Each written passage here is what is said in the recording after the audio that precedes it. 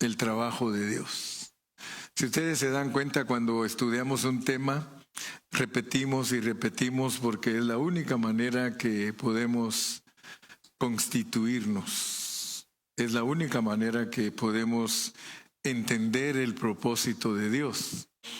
Y al ver el trabajo de Dios, empezamos viéndolo desde la eternidad pasada.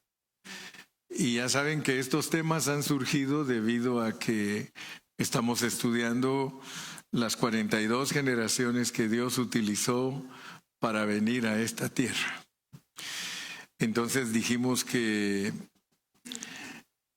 algo que tenemos que alcanzar a ver bien clarito es que la Biblia muestra que Dios empezó a trabajar desde antes de ponernos aquí en esta tierra.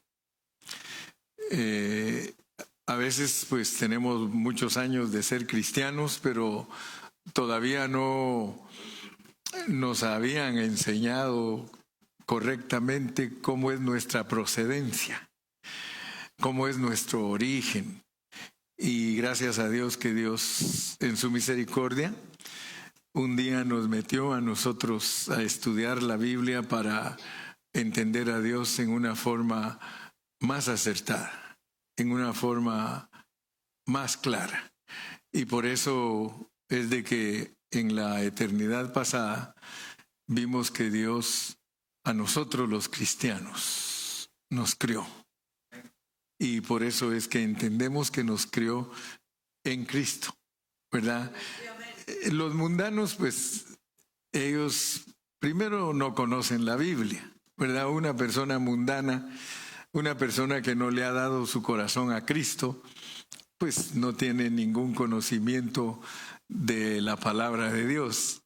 Entonces, el mundano de oídas por ahí oye que Dios en el huerto del Edén puso a Adán y hasta dicen que se comió una manzana. Bueno, los mundanos solo oyen por ahí y tienen una idea vaga de lo que dice la Biblia. De hecho, usted se da cuenta que a veces hacen encuestas y salen a preguntarle a la gente en las plazas y en los parques preguntas de la Biblia y dicen, no, yo no sé nada de eso. Inclusive hay cristianos que les hacen preguntas de la Biblia y los pobrecitos no saben. A veces les dicen, ¿verdad? Dice, ¿cuántos animales metió Moisés al arca? ¿Verdad?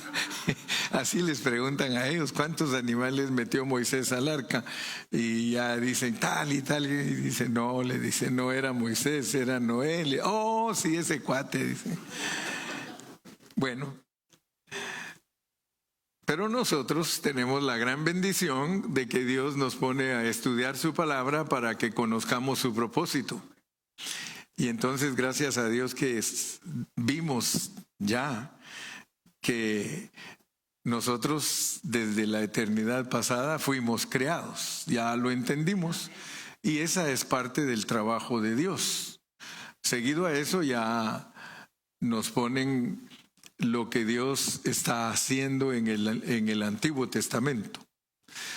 Porque el Antiguo Testamento también fue algo que Dios trabajó. Y ahí es donde ya empezamos a hablar de que Dios hizo al hombre. Nosotros, la iglesia, por favor, entiéndanme bien en mi predicación, porque es posible que ustedes cuando se encuentren con ciertas personas, ellos les van a decir que la creación del hombre es en el huerto del Edén. Si ellos lo quieren poner ahí, usted pues no se moleste porque ellos no saben. Eso es lo que alcanzan a ver. Inclusive no se vaya a poner a pelear con los cristianos que le digan a usted que Adán es la creación de Dios en el huerto. Pero si alguien, Dios lo ha llamado para estudiar la Biblia y para profundizarse, a él sí le tenemos que enseñar que él fue creado en Cristo Jesús. Y entonces eso le va a ayudar a él como cristiano para entender la Biblia en una forma más exacta. Entonces, gracias a Dios que nosotros ya vemos eso, ¿verdad? Que en el Antiguo Testamento se inicia la hechura del hombre. Y luego ya vimos que después de que Dios nos muestra la hechura y formación, tenemos el tercer punto, que es el... ¿Cuál es el tercer punto, Dani? Para ver si estás tomando nota, porque dijimos que íbamos a hablar de 10 puntos, comenzando con la creación, después la hechura y la formación, luego el proceso. Entonces ya de ahí vemos el proceso, que es el aspecto número 3, para llegar al aspecto número 4, y ya saben que el aspecto número 3 tiene A, B y C. Para que se nos quedara, lo estudiamos. Y eso nos llevó al aspecto número 4, que es el llamado, ¿verdad? Sí, ese es el llamado, ¿verdad? Y luego el 5, la promesa. Muy bien, yo los estoy probando a ver si de verdad se les queda, a ver si toman notas. A ver, ¿quién me puede decir los primeros 5? Los primeros 5 aspectos. La creación, hechura y formación, proceso, llamado y promesa. Ok, entonces, después de eso, vamos a entrar a la número 6, pero antes de entrar a la número 6, yo quiero que todos tengamos bien claro, que tengamos bien clarito, porque el asunto de la promesa, yo ya lo expliqué, yo creo que ya di como 3 mensajes, porque va unido a la bendición. Promesa va con bendición, amén. La promesa va con la bendición. O sea que la promesa que Dios le hizo a Abraham se volvió una bendición, pero ¿por qué? Porque lo que le prometió Dios a Abraham a través de su simiente fue Cristo, que es Dios como el Espíritu. Porque claramente dice Gálatas que la promesa de Dios es que todos nosotros tengamos el Espíritu. Y por eso tenemos que estudiar la Biblia en una forma responsable, porque algunos tienen una idea incorrecta de lo que es Dios como el Espíritu. Dios como el Espíritu, recuérdense siempre, Dios como el Espíritu es un producto terminado. Un producto terminado. O sea que ya todos hemos oído la expresión que Dios se procesa.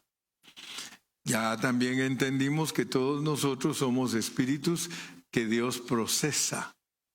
Todos pasamos por un proceso y Dios mismo se sujetó a ese proceso, porque Él es espíritu y dice el Evangelio de Juan que a Dios nadie lo puede ver jamás. Pero dice también que aquel verbo se hizo carne. Entonces, nosotros tenemos que tener bien clara la enseñanza de la Biblia, que el Dios que es espíritu se procesa para venir a ser Cristo. El Dios que es espíritu se procesa, por eso nunca se les olvide el proceso de Dios. Él es espíritu, pero Él se encarna. El hacerse hombre es parte de su proceso. Él es hombre, Él se hace hombre, Él vive aquí en esta tierra 33 años y medio, Él va a la cruz del Calvario, Él resucita, Él sube al trono y se derrama sobre la iglesia. Ese es Dios pasado por un proceso. Todos los cristianos deberían de saber eso, para que no tengan enseñanzas inexactas, sino enseñanzas puras que les ayuden a entender a Dios en su realidad. Porque si no entendemos ese proceso de Dios, nosotros vamos a tener muchas doctrinas, y es lo que las iglesias tienen. Las iglesias están llenas de doctrinas, llenas de enseñanzas, y por eso ustedes escuchan un pastor y él dice una cosa, Otro pastor dice otra cosa, y así sucesivamente. Es raro encontrar grupos que todos los pastores enseñen lo mismo. Y es muy importante esto que les estoy hablando, porque cuando todos los pastores hablan diferente, eso se llama confusión. Pero cuando todos los pastores hablan lo mismo, eso se llama la verdad.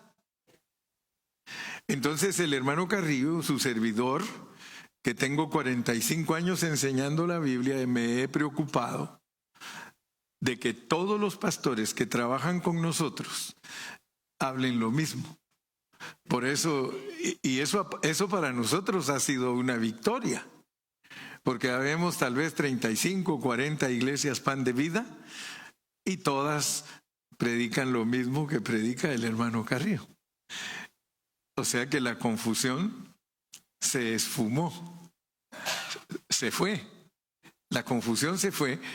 Y todos debemos de entender que la confusión la manda Dios. Oigan eso, porque no vayan a creer que los hombres se confunden así por confundirse, sino que la confusión en las iglesias la manda Dios para ver cuántos verdaderamente tienen amor por su palabra. Recuérdense que la fotografía de la confusión está en Génesis capítulo 11. Ustedes deben saber que su pastor, el hermano Carrillo, siempre les da la fotografía de la verdad que está en el Antiguo Testamento para entenderla en el Nuevo, ¿verdad? Si yo les hablo de una mujer que está en el Antiguo Testamento, yo les voy a decir que esa mujer en el Nuevo Testamento es la iglesia. Si yo les hablo de un árbol en el Antiguo Testamento, yo les voy a enseñar que ese árbol en el Nuevo es Jesucristo. Y que nosotros también somos árboles. Pero Cristo es el mero árbol, porque Él dijo, yo soy la vid verdadera. El Señor se calificó a sí mismo como un árbol. Si yo le hablo a ustedes de un río en el Antiguo Testamento, esa es una fotografía para que ustedes vean que ese río de Génesis dice que se divide en 4 brazos. Y 4 en la Biblia es criatura, y también son los 4 puntos cardinales de la tierra, y ese río es el Espíritu de Dios que se va a ir a todas las naciones. ¿Me explicó? Entonces, si ustedes se dan cuenta, he tenido el cuidado de enseñar la palabra en una forma didáctica, en una forma que todos puedan entender y que todos estén bien preparados en la Escritura. Así que el día que me muera me voy a ir bien contento, porque toda mi vida la he usado para enseñar la palabra de Dios. Y no he andado emocionándolos ni volviéndolos religiosos, sino que discípulos verdaderos del Señor. Amén. Bueno, entonces, como dijo aquel, aquí vamos bien, decía la loca, y la llevaban del pelo, ¿verdad? Bueno. Vamos entonces a continuar, porque quiero que se graben ustedes que la bendición, que la promesa y la bendición son una realidad. La promesa y la bendición es que todos los cristianos tengan el Espíritu Santo dentro de ellos. Y les hablé de las doctrinas y de la confusión, porque la confusión la manda Dios. En Génesis 11, cuando esos hombres que habitaban un valle dijeron, hagamos una torre para que si somos esparcidos por todo el mundo, tengamos un nombre. Y entonces dice que Dios los confundió. Dijo, descendamos y confundámoslos. Y cuando ellos se confundieron, cada quien hablaba un lenguaje. Esa es la fotografía de todas las denominaciones, porque esa fotografía, con ella se iniciaron las naciones, que son una fotografía de las denominaciones. Entonces, las naciones hablan cada una su propio lenguaje. Los cristianos, como denominaciones, cada uno habla su propio lenguaje. Entonces, el hecho de que las iglesias todas hablen diferente, ya saben ustedes entonces cuál es la raíz, es la confusión. Y la confusión se llama Babilonia, porque la torre de Babel, Babilonia entonces es confusión. Si nosotros participáramos en predicar una cosa una iglesia, otra cosa otra iglesia, por eso es como les dijera, si peligroso, no sé, o dañino, no sé, o triste tal vez, o frustrante tal vez, que entre nosotros, las iglesias Pan de Vida, alguna de las iglesias de nosotros predique diferente a lo que el ministerio ha establecido. Yo creo que es penoso. Eso no debería de ser así, pero sin embargo sucede. Quiero también que sepan, porque como nosotros no imponemos nada, sino que exponemos, entonces algunos no agarran la onda. Pero todos los siervos de Dios que agarran la onda, empiezan a predicar lo mismo. Y entonces la confusión desaparece en nosotros. Entonces yo siempre me preocupo de eso. Vuelvo a repetir, porque usted me dirá, hermano Carrillo, no que íbamos a entrar al punto 6, pues espéreme. Es que quiero que usted vea que la iglesia está llena de doctrinas en muchas partes, porque ustedes van a encontrar hermanos en Cristo que enseñan que si usted no habla en lenguas, usted no tiene el Espíritu Santo. Pero usted tiene que examinar esa doctrina, porque esa es doctrina, esa es una enseñanza. ¿Cómo podemos hacer nosotros para no confundirnos? ¿Cómo podemos hacer nosotros para no predicar errores? Es conociendo la línea central de la revelación divina. Hay una línea central de revelación divina desde Génesis hasta Apocalipsis. Y quiero que por favor oigan bien esto, para que cuando a ustedes les toque oír doctrinas, ustedes tengan una defensa buena del Evangelio. Todas las cosas en Dios solo suceden una vez. Todas las cosas en Dios suceden una sola vez. Por ejemplo, la encarnación de Dios en la Biblia es una sola. Y aquel verbo se hizo carne. No podemos enseñar que el Señor Jesucristo se encarnó 3 veces. Ahora fíjense pues, si Él se encarnó una vez, Él tuvo un vivir humano una vez. Él muere en la cruz una vez. Él resucita una vez. Él se sopla dentro de los discípulos y les dice, recibid el Espíritu Santo una vez. Él va al cielo, presenta su sangre, Dios la acepta y Él se derrama sobre la iglesia y se llama el bautismo del Espíritu Santo. ¿Cuántas veces? Una vez. Entonces, ¿por qué le voy a enseñar yo a un hermano a que se ponga a orar y hasta que le salga de la boca a Rama Shama Tandalaba Shekarabai? Entonces yo le voy a creer que tiene el Espíritu. Si ya el Espíritu se sopló una vez y ya el Espíritu se derramó una vez.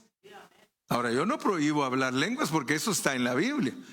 En la Biblia dice, Pablo dice que no hay que prohibir el hablar en lenguas.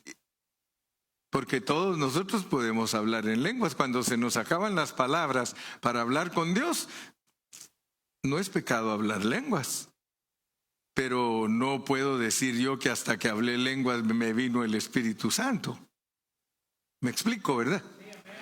Entonces yo quiero que ustedes sean cristianos sanos, bien enseñados de la palabra, ¿verdad? Porque si nosotros nos ponemos a ponerle atención a nuestros hermanos pentecostales y todos los grupos carismáticos, ellos nos van a decir, tú no tienes el Espíritu porque no hablas en lenguas. Y por eso los grupos procuran, y lo que hacen es algo fake. Lo que hacen son cosas falsas. Porque es tanto lo que le manipulan al hermano que le dicen, cuando te vayas a bautizar en el agua, tienes que salir hablando en lenguas. Porque si no sales hablando en lenguas cuando sales del bautismo en agua, el Espíritu Santo todavía no te ha bautizado. Fíjese pues. Fíjese qué errores. Pero eso es lo que se enseña. ¿Y en qué se basan? Yo no sé. ¿Saben qué se basan? En Hechos 2:38. Dice, bautícese cada uno en el nombre de Jesucristo para perdón de pecados y recibiréis el don del Espíritu Santo. Pero según ellos, el don del Espíritu Santo de hablar en lenguas. Pero esa es una doctrina arreglada. Porque hablando en oro puro,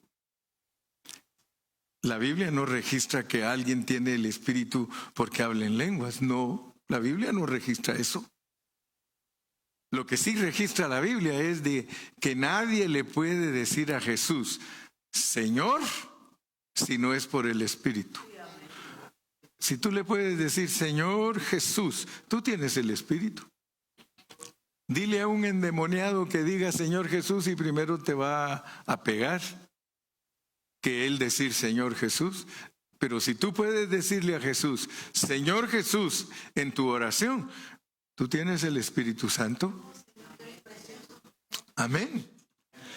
Dile, Señor Jesús. Tienes el Espíritu, hermano.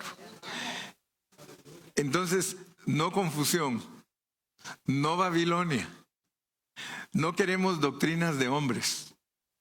Queremos las enseñanzas puras de la palabra de Dios. Fíjese pues, eso que le expliqué ahorita, así lo pone Pablo en Efesios 4, mire, le dice, una fe, un Señor, un bautismo. Sí, pero cuando le explican eso a muchos hermanos, como no saben cómo funciona la Biblia, le están tratando de enseñar cosas diferentes. Mire, hace poquito leía yo a un hermano que dice así, mire pues, pero usted ya sabe de qué clase de hermano o a qué clase de hermano se refiere ese hablar. Mire cómo dice pues, así como yo que pongo algunas cositas en el Facebook, ¿verdad? El día que usted no entienda algo que yo pongo, no le ponga like, pero si lo entiende, póngale like.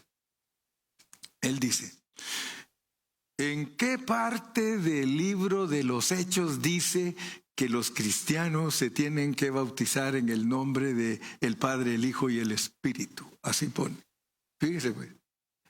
Ya usted ahí, si pone atención, sabe qué clase de hermanos son. Dice, la Biblia dice en el libro de los Hechos que uno se debe bautizar en el nombre de Jesús. Y eso sí es lo verdadero, porque todos esos trinitarios, hijos del diablo, mire, ya solo falta que les diga, solo falta que le saquen hasta la mamacita. Pero yo quiero que ustedes se den cuenta, pues, que al no saber enseñar la Biblia, al no saberla enseñar, hablan por hablar. Porque si ustedes ponen atención, si hay solo una fe en nosotros, no hay dos fees, no aquel una fe, aquel otro otra fe y otro una fea, no. Solo hay una clase de fe entre todos nosotros. Ningún cristiano tiene más fe que otro. Dice que cada uno conforme a la medida de fe que recibió. Es una medida. Judas dice que hay una fe que nosotros nos fue dada. Y cuando usted estudia todo el Nuevo Testamento, usted encuentra que solo hay dos denotaciones de la palabra fe. En todo el Nuevo Testamento solo hay dos denotaciones de la palabra fe. Una es lo que usted cree y otra es la acción de creer. Ahora, fíjense por favor, porque para no tener confusión uno tiene que estudiar la Biblia. ¿Por qué en el libro de los Hechos se bautizó en el nombre de Jesús? ¿Por qué en el libro de los Hechos se bautizó en el nombre de Jesús?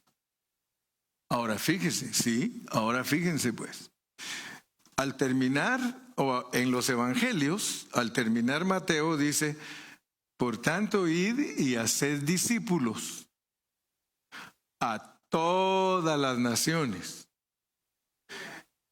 bautizándolos en el nombre del Padre, del Hijo y del Espíritu Santo. Fíjese pues, ese fue un mandato, una orden ¿de quién? De Jesús. O sea que Jesús fue el que dijo, vayan a todas las naciones y bauticen a las naciones. Bautícenlas en el nombre. Ese nombre es para las naciones, hermano. El nombre del Padre y del Hijo y del Espíritu Santo. Ese es un nombre. El Señor para nosotros se llama Papá, Hijo y Espíritu. Así se llama para ti. ¿Tú eres nación o eres judío? Nación. Tú eres de México, tú eres de Guatemala, tú eres de Nicaragua, tú eres del Salvador, tú eres de Argentina, de Chile, de Nicaragua, de Costa Rica. Para ti, ¿cómo se llama Dios? Y dice que te bauticen en ese nombre. Pero es más, no es para que te metan al agua, sino para que te bauticen en ese nombre. Es una persona que está compuesta de Padre, Hijo y Espíritu, en la cual las naciones deben de meterlas. ¿Por qué? Porque las naciones no tenían Dios. Pablo es específico, él es explícito. Él dice que nosotros no teníamos ni esperanza, ni Dios, nada. Ok, entonces, ¿por qué en el libro de los Hechos se bautiza en el nombre de Jesús? Porque Él vino a las ovejas perdidas de la casa de Israel. Lean con cuidado Hechos 2 y van a ver que es Pedro el que está predicando. Pedro, ¿el apóstol de quién?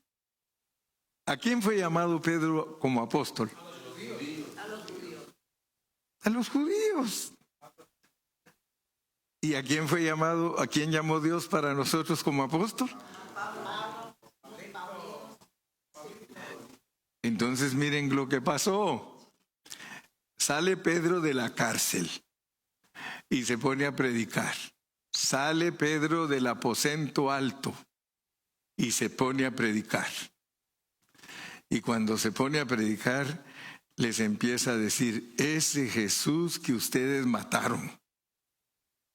Ese Jesús que ustedes mataron es la piedra angular. Y les tira el primer sermón.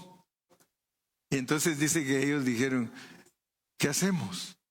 Bautícense cada uno en el nombre de Jesús. No estaba hablando tanto de que se echaran al agua, aunque está implicado también porque el agua es la señal, pero lo que quería Pedro es que los judíos fueran metidos en el nombre de Jesús.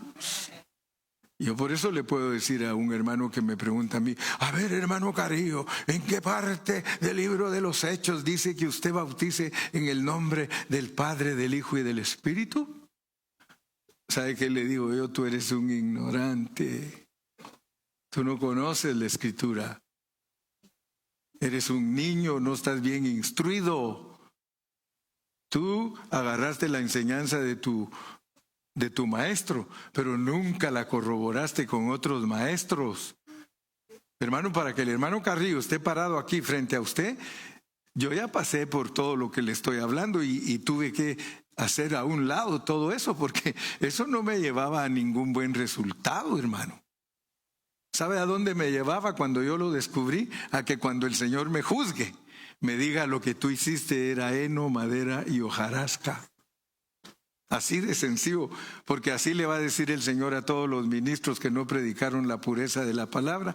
Tu predicación era elocuente, eras bonito, sabías gritar, sabías exhortar, pero nunca pegaste en el centro. Porque tú no produjiste cambio en el ser interno de tus oyentes. Solo los llenaste de información y de emoción y de pura religión, pero nunca los atrajiste a mí. Nunca les ayudaste a que fueran tratados de su ser interno. Sí, ¿no ve que hasta chiste le hago yo? Pues le digo que de esa anécdota que contó Jimmy Swaggart. Dice que ese hermano que andaba en el infierno sacando a los que estaban ahí y buscando, dice, este no es. Y hasta que le dijeron, dice, ¿y a quién andas buscando? Al pastor, dice. Pero ¿y por qué andas buscando al pastor aquí? Dice. Porque yo viví igual que él. Qué triste, ¿verdad? Pero qué bonito cuando ando buscando a mi pastor, porque tanto él como yo fuimos victoriosos. Tratados por Dios. Temerosos, pues, porque esto bien predicado infunde temor en nosotros. Amén. Tal vez no somos tan imbrincones ni emocionados como algunos cristianos, pero el Señor nos sacude desde los cimientos y nos hace ver cuando estamos very bad, dijo aquel. Entonces estamos hablando que es bien importante que la promesa se entienda. Vamos a leer unos versículos y con esto, como es viernes, ya saben que ya ni les digo la otra parte porque ya se la saben de memoria, ¿verdad? Vamos a ver cómo es que Cristo viene a ser la realización de Dios como espíritu. Oigan eso, por favor. De acuerdo a la Biblia, tenemos que ver en qué pasajes dice que Cristo es la realización de Dios como el Espíritu, porque la promesa es que tenemos el Espíritu. ¿Cuántos dicen amén? Esa es la promesa, que tú tienes el Espíritu dentro de ti y sobre ti. Y esa es la doble porción que pedía Eliseo cuando le dijo a Elías, Elías, dame la doble porción de tu Espíritu. Y él le dijo, sí te la doy, pero si me ves cuando me vaya. Y por eso fue que cuando él siempre andaba atrás de Elías y cuando Elías fue arrebatado, él hasta le gritó, mi Señor, le gritó, porque él le había dicho, si me ves cuando me vaya, te dan la doble porción. Pero fíjese pues, y él gritaba, Señor, Señor, carros de fuego, gente a caballo. Y se le cayó el manto a Elías, ¿no? Y el manto no se fue a buscar a otras personas, sino que vino a caer sobre Eliseo. Y quiere decir que eso es una fotografía de qué es lo que Dios da en su ascensión al cielo, qué es lo que le da a su pueblo. Entonces cayó en él el manto que era el que representaba el poder. ¿Y qué hizo Eliseo cuando ya tenía el manto? Lo fue a probar, ¿verdad? Dijo, voy a ir a ver si es cierto que Dios ahora reposa sobre mí. Y fue y dice que lo fue a poner así al río y el río se abrió. O sea que todo esto nos ayuda a entender la realización de Dios como el Espíritu. Entonces, veamos algunos versículos. Vamos a ver que Cristo es realizado como el Espíritu. Vamos a ver 1 Corintios 15, 45.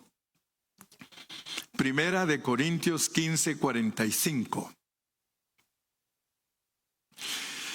Dice, así también está escrito. Fue hecho el primer hombre, Adán, alma viviente. Por eso es que si ustedes se dan cuenta cuando yo enseño la palabra, Yo les digo que Adán fue hecho como alma y hecho como muñeco de barro, formado como muñeco de barro, porque los tres verbos están: crear, hacer y formar. Entonces, cuando nos hablan de Adán, mire, él es un alma viviente y es un muñeco formado del polvo de la tierra. Pero el postrer Adán, espíritu vivificante. O sea que Adán, tranquilo, es una creación espiritual de la eternidad pasada, viene aquí a la tierra y lo hacen un alma viviente, formado como muñequito del polvo de la tierra. Así que él tiene espíritu que viene del más allá, su alma la adquiere aquí cuando lo hacen, y su cuerpo es el muñequito que Dios usa como vehículo para que cargue el espíritu y el alma dentro de él. Ok, tenemos todo eso ya bien arreglado, ya está bien entendido. Amén. Pero miren lo que es el postrer Adán. El postrer Adán no nos dicen que es un alma viviente, sino que nos dicen que él es un espíritu vivificante. O sea que ese es un versículo que nos muestra que el Señor Jesucristo, procesado porque es Dios hecho hombre y pasado por todo el proceso, Él es un espíritu que da vida. Por eso Él puede entrar en nosotros y no solo da vida, da poder. Él puede ser derramado sobre nosotros. Como vida, Él entra en nosotros, y como poder, Él viene sobre nosotros. Estamos bien claritos, ¿verdad? Mire, los versículos son los que afirman y confirman lo que estoy enseñando. Leamos 2 Corintios 3:17.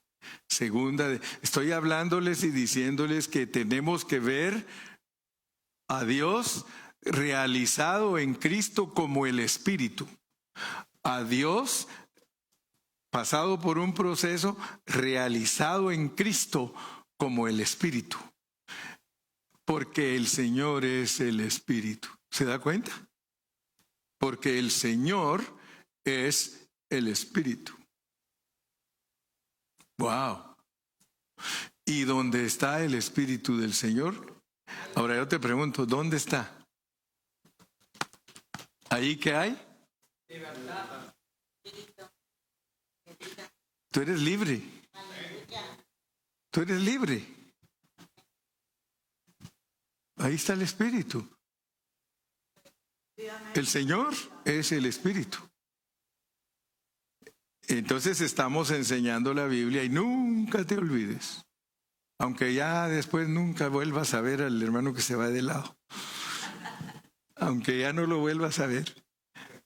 Debes saber que tú tienes el Espíritu de Dios desde el momento que tú te identificaste con Cristo.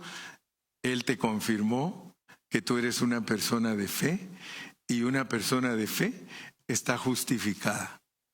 Tú estás justificado, tú estás justificada. Entonces, la bendición de la promesa del Espíritu, si la queremos entender, la bendición física, que es la foto, porque si no hay foto, no hay realidad.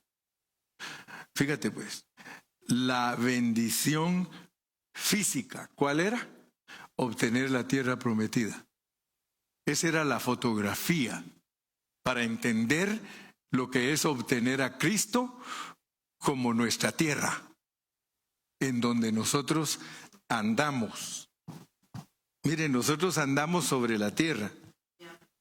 Usted camina sobre la tierra. La fotografía del Antiguo Testamento de la bendición que Dios le iba a dar a Abraham era la tierra prometida. De hecho, el Espíritu, como la realización de Cristo, es nuestra experiencia de la buena tierra. Si tú estás experimentando a Cristo, tú estás caminando en la tierra que fluye leche y miel. Entonces, muy importante entender las fotografías. porque las fotografías son las que te ayudan a no tener falsa enseñanza. Si yo tengo una enseñanza, tengo que tener una fotografía para comprobarla. De lo contrario, es una enseñanza falsa. Ahora, ¿qué clase de espíritu debería ser la bendición prometida de Dios a Abraham? ¿Qué clase de espíritu? Tiene que ser el cumplimiento de la tierra rica, de la tierra prometida. Así que esa tierra rica de Canaán es la figura exactísima de la clase de espíritu. Es una tierra rica. En el Espíritu Santo están todas las riquezas de Cristo. ¿Me explico? ¿Sí? Y esa es la bendición que todos los creyentes en todas las naciones por nuestro papá Abraham recibiríamos. Te la pongo ahora ya más entendible porque tú, de tanto oír mensajes, ya entiendes muchas cosas. Te pongo un Cristo con 38 atributos para que le eches mano. Como es, ¿cuántos se recuerdan que las pistolas de antes, las mejores eran las calibre 38? Después las subieron a 45 y después las subieron a Magnum 357, pero debido a las necesidades que se fueron suscitando, ¿verdad? Porque las armas son para los policías. Y antes los policías solo andaban con garrote. Pero después, cuando se les ponían las cosas más serias, ya les dieron una pistola 22. Andaban los policías con una pistolita 22. Pero como las cosas se pusieron más color de hormiga, les pusieron una calibre 38. Pero ¿qué sucedió? Aquí en Estados Unidos, ¿qué sucedió? Que una vez un policía en Nueva York quiso capturar a un moreno de 700 libras y no lo pudo capturar y el moreno se le dejó ir encima y él le descargó toda la pistola 38 y todavía lo mató el moreno a él. Toda la descarga, entonces ya no era 45.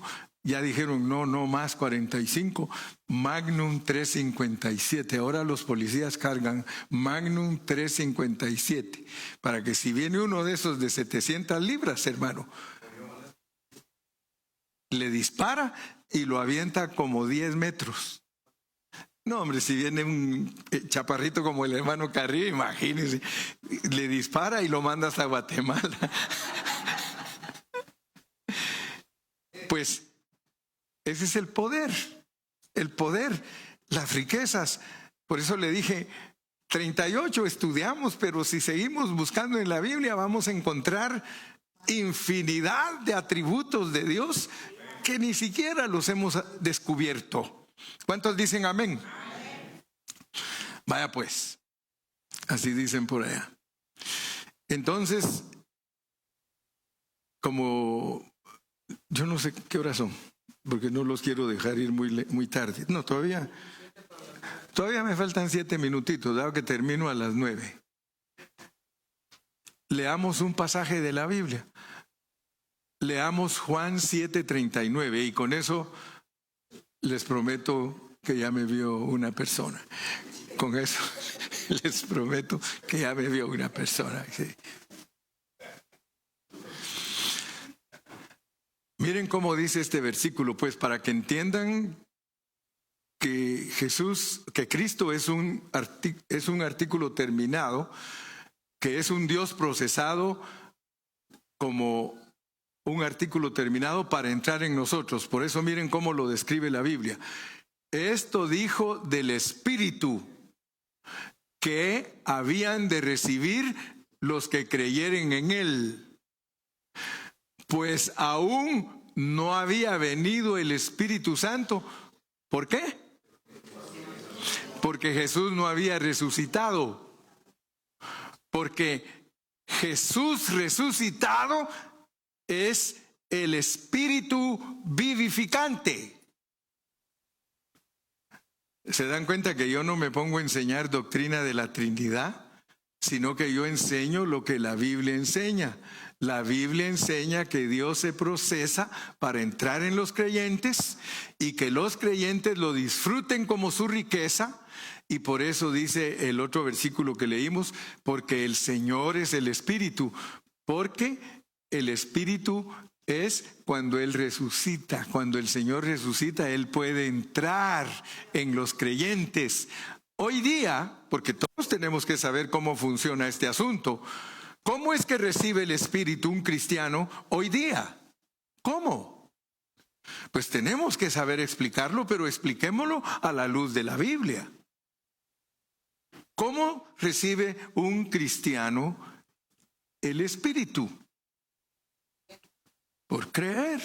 Pero noten cómo funciona, porque alguien puede decir, yo creo, y gloria a Dios, el Señor entra como Espíritu, pero mire cómo es que hay que procesar a esos cristianos. Porque así como usted tiene hijos, uno puede tener hijos, uno puede engendrar hijos.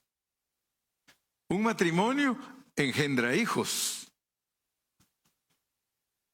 Ahora noten pues, porque ¿cómo nos enseña Dios que vino el primer hombre aquí a la tierra? Adán. Vino, pues Adán no tiene ombligo, ¿verdad? A él lo puso Dios ahí en el huerto del Edén, sin ombligo, porque a él lo hizo ya viejo. Pero él es el papá y Eva es la mamá de todos los vivientes. Ahora yo les pregunto, ¿a Adán lo sopló, sí o no? Lo sopló y él vino a ser un alma viviente, un muñeco que se mueve. Pero todos los hijos que tuvo ya después él con Eva, no tenían que soplar a cada uno. Nosotros nacemos con el soplo divino. Ahí estamos en el estomaguito de la mamá, pero ya estamos recibiendo la vida de la mamá. Y ahí estamos en esa oscuridad esperando los 9 meses.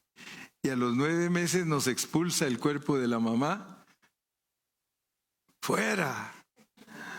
Y en cuanto sale, si no grita, le dan una nalgadita para que grite y ya tiene el soplo. Entonces, por favor, pongan atención, pues. Porque en Génesis Dios sopló a un muñequito. En el Nuevo Testamento, esa foto hay que saberla trasladar al Nuevo Testamento. En el Nuevo Testamento ustedes tienen que leer en Juan capítulo 20, que estaban reunidos los 11 discípulos y Jesús los sopló y les dijo, recibid el Espíritu Santo. Allí Él sopló a un cuerpo, un hombre corporativo, eran 11. Allá sopló en uno, pero es la foto. Porque aquí nació el cuerpo de Cristo, ahí nació la iglesia. Cuando Él le sopló, ahí nació la iglesia. Entonces ahora, para que alguien sea parte de la iglesia, ¿qué tenemos que hacer? Porque tenemos que darle el soplido, tenemos que darle la vida que nosotros tenemos a nuestros hijos espirituales, por supuesto, porque los hijos en la carne, ellos tienen que aceptar a Cristo y ellos son los primeros que nosotros les damos vida de Dios. ¿Cómo se vuelven hijos de nosotros espirituales ellos? Porque son hijos según lo físico, pero ellos deben de ser nuestros hijos espirituales también. Por eso, exactamente, predicando, dice la Biblia que se engendran los hijos espirituales. Nosotros, nuestro órgano para engendrar gente espiritual es nuestra boca. Nosotros hablamos la palabra y se están formando nuestros hijos. Mire, a mí todos me dicen mi padre espiritual. Así que yo tengo una responsabilidad grande, porque si yo no instruyo a mis hijos espirituales, yo no tengo galardón. Lo mismo que ustedes, si ustedes no instruyen a sus hijos físicos, ustedes no tienen galardón. No hay ganancia. Entonces, gracias a Dios que Dios nos revela su palabra. Por eso, ustedes no caen en ninguna parte. Cada vez que tengan oportunidad de compartir el Evangelio, compártanlo para que tengan hijos. Estoy hablando lo que Pablo, el apóstol de nosotros, nos enseña. Él dice que nosotros tenemos que engendrar. Él les dijo a muchos: yo os engendré estando en mis prisiones. Él estaba preso y hablaba de la palabra y salía de preso y siempre se llevaba otro presito para la iglesia. O sea que si tú caes al bote, más te vale que salgas con unos 2 hijos de ahí. Allá en la cárcel hay que predicar. A tus hijos hay que predicarle, a tus tíos hay que predicarle, a tus primos hay que predicarles, a todos para engendrar hijos. Entonces sí, creo que ya tenemos bien dominado lo que es la promesa y la bendición. Usted ya pasaría el examen si el hermano Carrillo le pone un examen escrito de unas 3 hojas con unas 40 preguntas. ¿Usted cree que ya lo pasa? Mire, le voy a decir la mera verdad, usted no lo pasa. Ya los conozco, Mosco. A todas mis ovejas ya las conozco, hermano. Les enseño por 3 horas, le paso el examen y solo 2 respuestas o 3 buenas. Las otras 20 reprobadas. 0 en conducta. Pero por eso es que le repito y le repito y le repito y le repito y le repito para que se le vaya quedando. Así algún día pues voy a decir, sí, se les quedó. Y no me importa dejar mi voz porque hasta fónico, y peor si me ponen a cantar, hermano. Me emociono cantando y termino sin voz. ¿Cuántos están contentos? ¿Están contentitos? ¿Creen que valió la pena venir hoy? Valió la pena bajar, dice la hermana, porque ella se mantiene siempre en el cielo.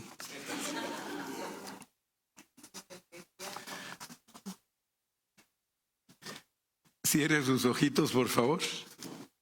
Cierre sus ojitos.